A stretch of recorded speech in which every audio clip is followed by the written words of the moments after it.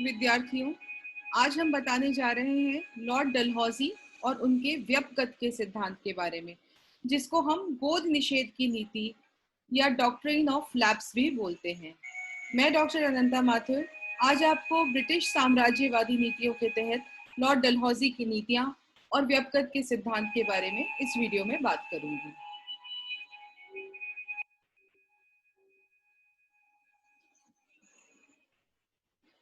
थोड़ी सी यदि हम बात करें पृष्ठभूमि के बारे में, तो लॉर्ड डलहौजी के आने से पूर्व अंग्रेजों की साम्राज्यवादी नीतियों की किस प्रकार की पृष्ठभूमि थी, इसके बारे में हम बात करेंगे।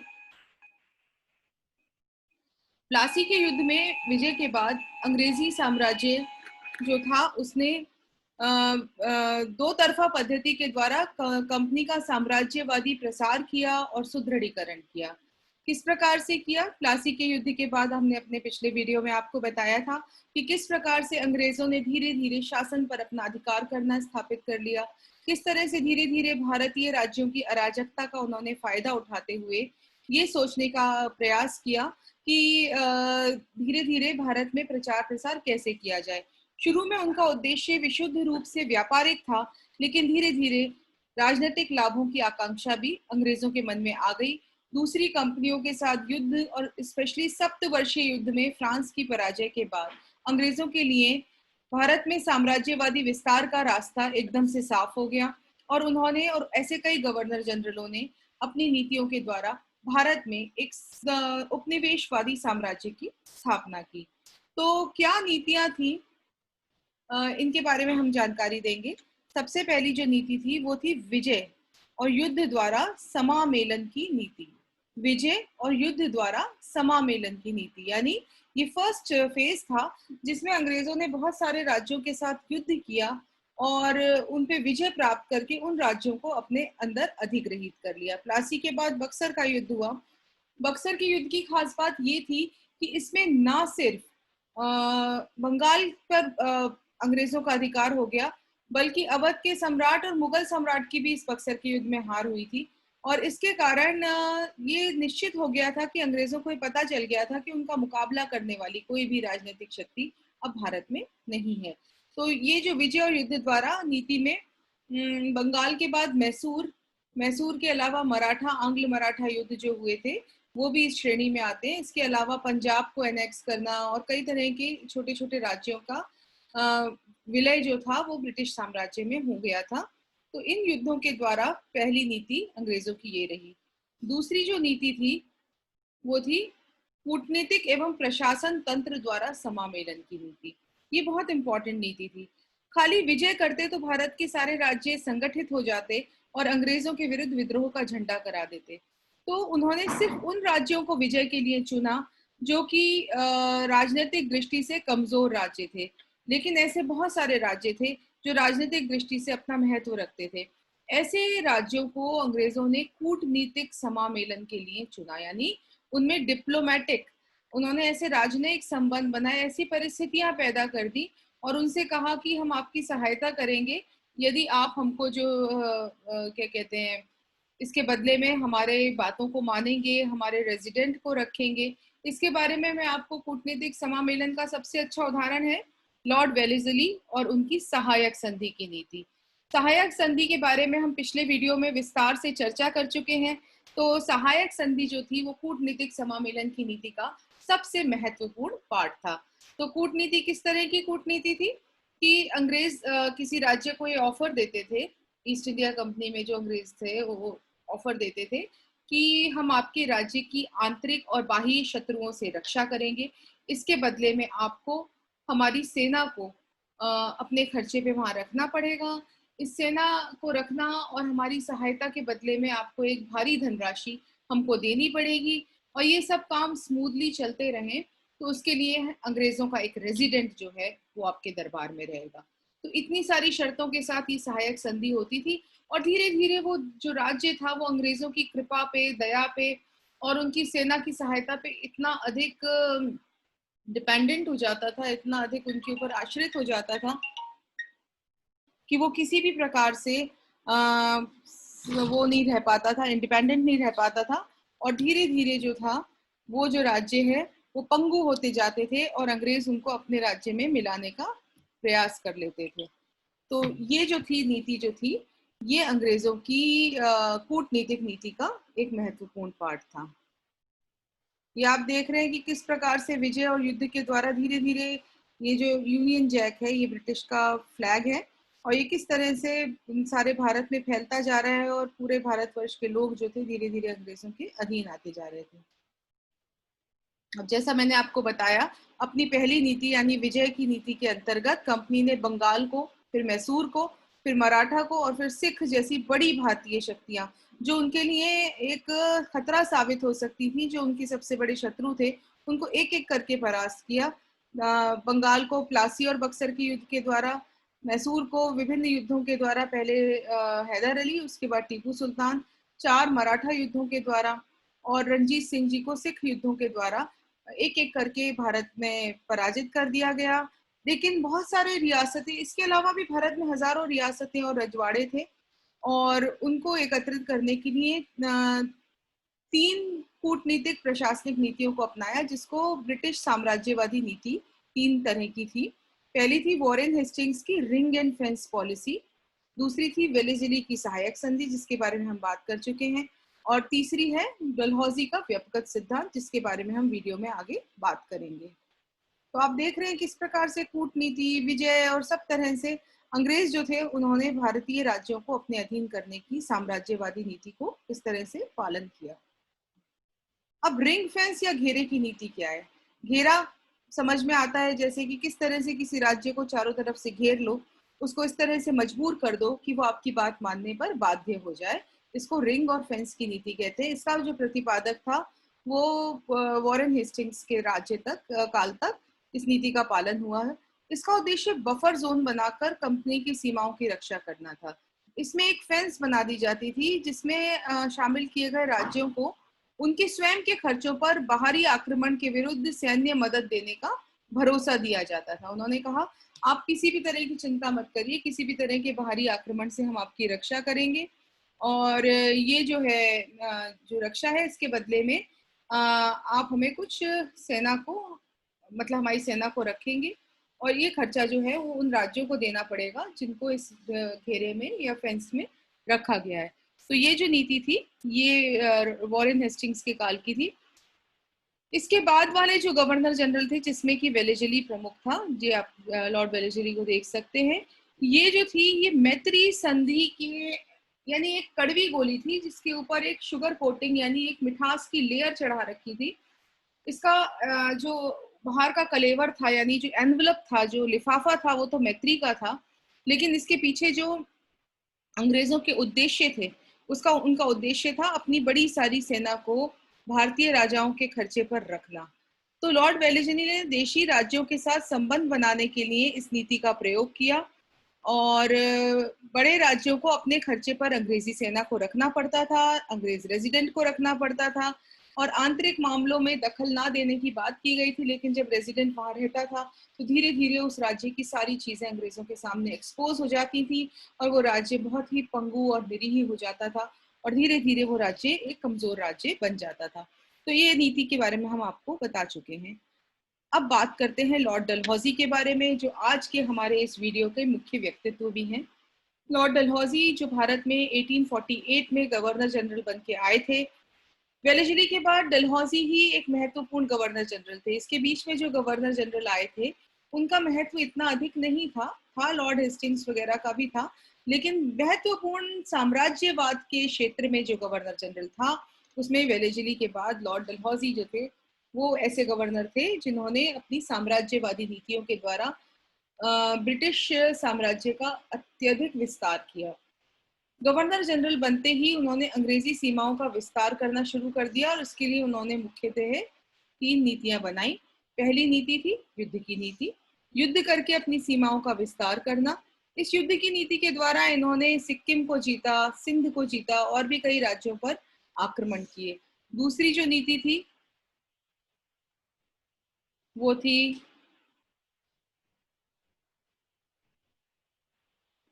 कुप्रशासन के आरोप लगाकर राज्य को हड़पने की नीति।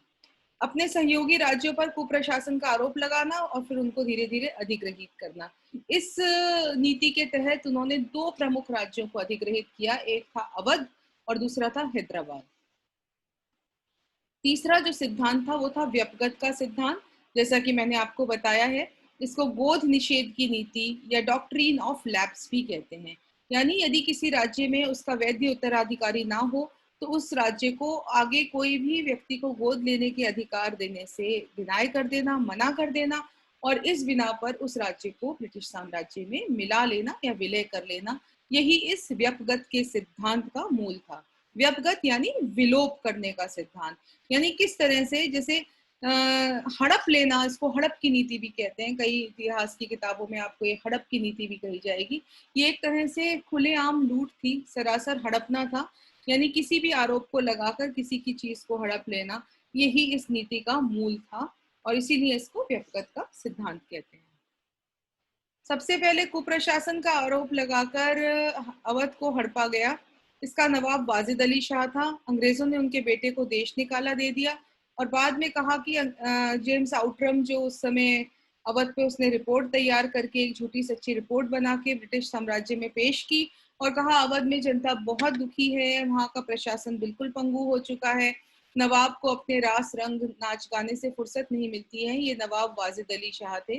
वाजिद अली शाह अपने रंगीन मिजाजी के लिए, अपने नाच गानों के लिए, दरबारी तौर तरीकों के लिए विख्यात हैं, अपने खान पान के प्रेम के लिए विख्यात थे। और उनके काल में जो अवध था उसका जो विलासी जीवन था वो विश्व में प्रसिद्ध था और उसको शाम अवध कहा जाता था कि किस तरह से भोग विलास रास रंग।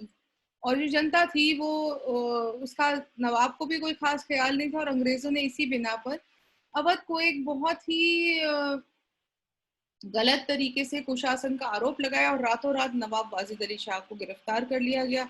अवध को पूरी तरह से लूटा गया और ये सब डलहौजी की नीतियां थी, जैसा कि आप इस चित्र में देख सकते हैं। आम जनता जो थी ना वो वाजिद अली शाह के काल में खुश रही और ना ही अंग्रेजों ने उसका कोई ध्यान रखा, लेकिन इल्जाम ये लगाया कि आम जनता जो थी वो इस काल में खुश नहीं है, इसलिए उसको ले लिया गया। युद्ध की नीति के द्वारा जिस तरह से आप देख रहे हैं सिंध के युद्ध हुए, सिक्किम में अंग्रेजों ने युद्ध करके सिक्किम को अपने अधीन कर लिया। तो इस प्रकार से बहुत सारे युद्ध जो थे डलहौजी के काल में लड़े गए और इन युद्धों में विजय प्राप्त करके साम्राज्य का विस्तार किया गया। अब जो हम बात करने जा रहे हैं वो है लॉर्ड डलहौजी की मेन जो उनका ब्रेन चाइल्ड था, जो उनका अपनी नीति थी, जिसके कारण उन्होंने बहुत, ये विवादित नीति थी, इसका बहुत विरोध हुआ और यही वो नीति थी जिसके कारण भारतीय जो थे 1857 की क्रांति करने पे मजबूर हुए। देखिए, जब हम बात करते हैं साम्राज्यवाद की नीति का, सबसे ज्यादा नुकसान वेलेस्ली की सहायक संधि ने किया था। उसने राज्यों को बुरी तरह से पंगु बना दिया था, लेकिन वेलेस्ली एक बेहतर कूटनीतिज्ञ था डलहौजी से, ऐसा मेरा पर्सनल मानना है। क्योंकि वेलेस्ली ने क्या किया, जो भी उसकी नीति थी वो चाहे कितनी ही खराब क्यों ना हो, उसको एक मित्रता की भावना को लेकर, मतलब भारतीय नरेशों को लगता था अंग्रेज जो है वो बहुत हमारे हित की बात कर रहे हैं। कैसे हित की बात कर रहे हैं? हमारे को पूरी सुरक्षा दे रहे हैं, हमारे पास अपनी सेना को छोड़ रहे हैं, तो कुल मिला के हमारा बड़ा फायदा कर रहे हैं, तो ऐसा वो कहते थे।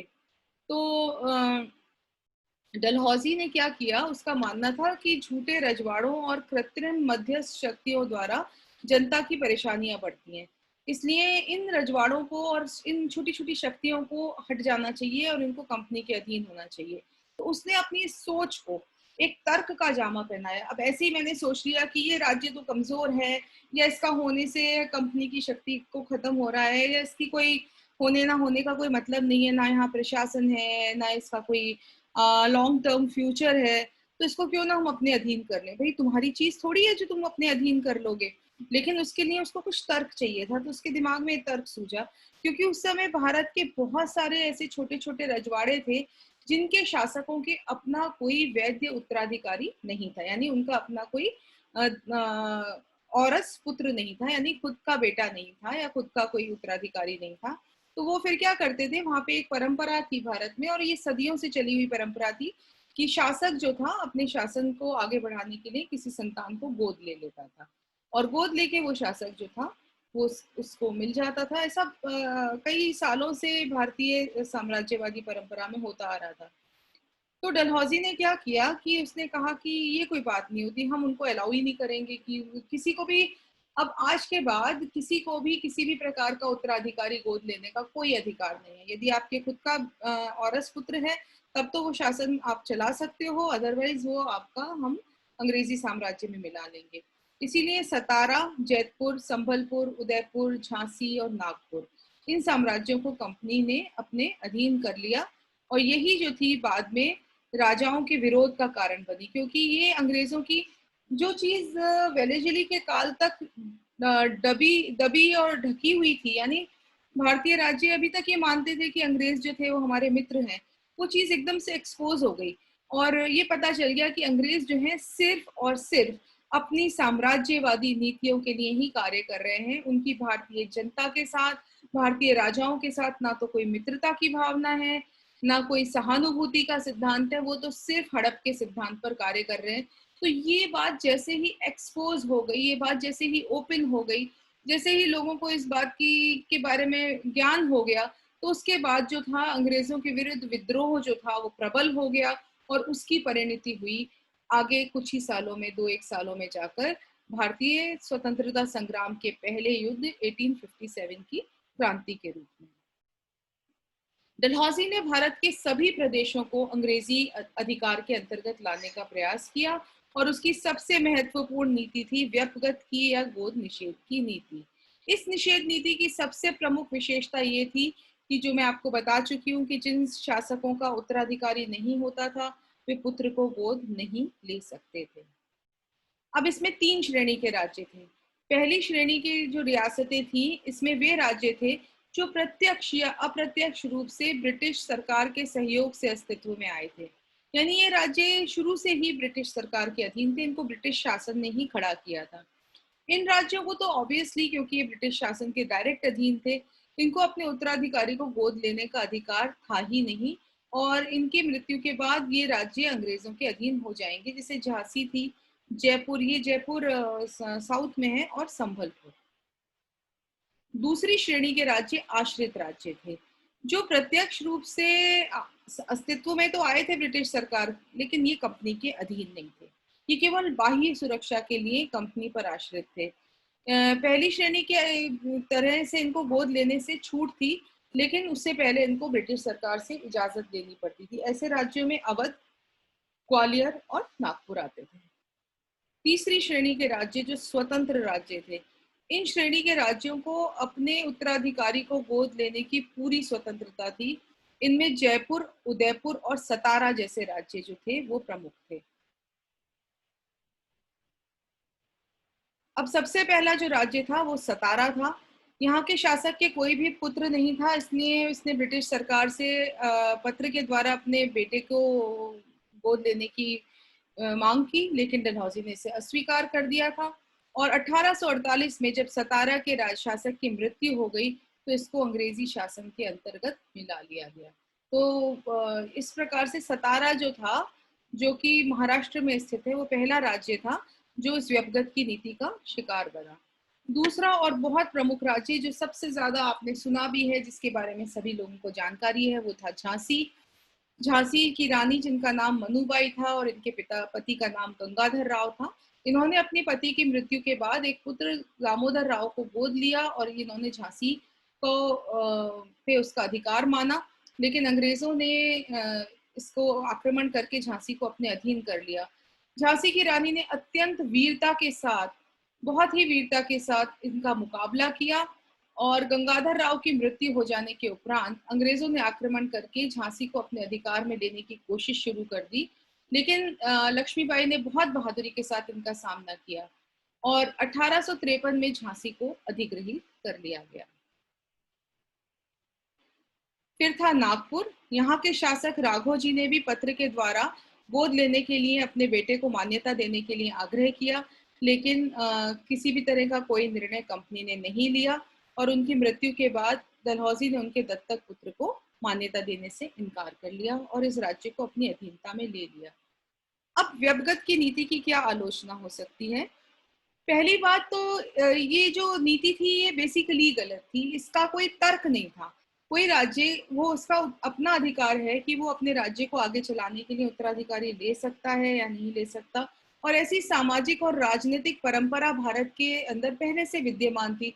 अंग्रेजों ने इस प्रथा को अननेसेसरीली यूज करके इसको हनन किया, जिसका जो कि बिल्कुल गलत था। फिर कंपनी ने 1825 में जब बहुत सारे राजाओं के साथ संधि की थी, तो ये बात मानी थी कि वे सभी हिंदू मान्यताओं को मान्यता देंगे।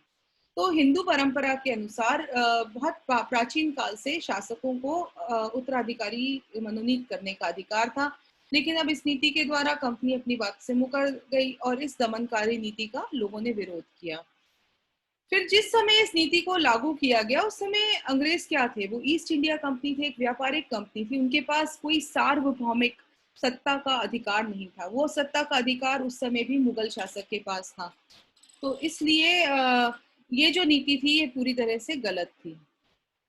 सतारा राज्य का अधिग्रहण किया, वो भी इस नियम के अनुरूप गलत था, क्योंकि वो ना तो ब्रिटिश सरकार के अधीन था और ना ही उसके निर्माण में, यानी ना तो पहली श्रेणी का राज्य था ना दूसरी श्रेणी का राज्य था, वो तो स्वतंत्र राज्य था। तो वो तो किसी भी तरह से, किसी भी तर्क के आधार पे भी इस कैटेगरी में नहीं आता था, वो स्वतंत्र राज्य था। तो उसका अधिग्रहण कर लिया। इसी तरह से अवध पे कुशासन का आरोप लगा के कर लिया। तो ये सब जो डलहौजी की नीतियां थी, ये नितांत गलत थी और साम्राज्यवादी थी। अब इस नीति से, जैसा मैंने आपको पहले बताया, कंपनी की साम्राज्यवादी सोच का पता चल जाता है। ये नीति अंग्रेजों के विचारधारा को एक्सपोज करने में बहुत इंपॉर्टेंट रही। उनका स्वार्थ, उनका अनैतिकता, उन सब चीजों का लोगों को पता चल गया और इसी नीति के कारण आगे जाकर कंपनी के प्रति विद्रोह के बीज भी बोए गए, जिसकी परिणति जो थी 1857 की क्रांति के रूप में हुई। अब अगर हम डलहौजी का मूल्यांकन करें तो रिचर्ड टेम्पल का कथन है कि एक साम्राज्यवादी प्रशासक के रूप में जो अंग्रेज थे, वो क्या कहते हैं डलहौजी के बारे में, कि एक साम्राज्यवादी प्रशासक के रूप में जो योग्य व्यक्ति इंग्लैंड ने भारत में भेजे थे, उनमें से शायद ही किसी ने डलहौजी की समानता की हो, और अतिक्रमण यानी उसको ओवर पावर तो किसी ने नहीं किया। लेकिन अंग्रेजों को भी ये स्वीकार करना पड़ा कि डलहौजी के प्रदेशों के विलय करने से भारतीय राज्यों की सारी व्यवस्था बिगड़ गई। उसकी गति बहुत तेज थी, वो बहुत ज्यादा आगे चला गया अपनी साम्राज्यवादी महत्वाकांक्षा को पूरा करने के लिए। उसने किसी भी प्रकार के नियम, कायदे, कानून का पालन नहीं किया और उसकी इस नीति ने भारतीय राज्यों में असंतोष की भावना को एक नई दिशा दी, जिसके कारण 1857 की क्रांति हुई और इसका उत्तरदायित्व पूरी तरह से डलहौजी पर है। तो आज का इस वीडियो को मैं यहीं समाप्त करती हूँ, डलहौजी और उसकी व्यक्तिगत की नीति को। मैं डॉक्टर अनंता माथुर, सह आचार्य RL सहरिया राजकीय स्नातकोत्तर महाविद्यालय काला डेरा में हूँ। मेरे इस विषय पे अन्य वीडियोस देखने के लिए ये नीचे दिए गए YouTube चैनल पे लिंक को सब्सक्राइब करें और इन वीडियोस को लाइक और शेयर करें अधिक से अधिक संख्या में। धन्यवाद।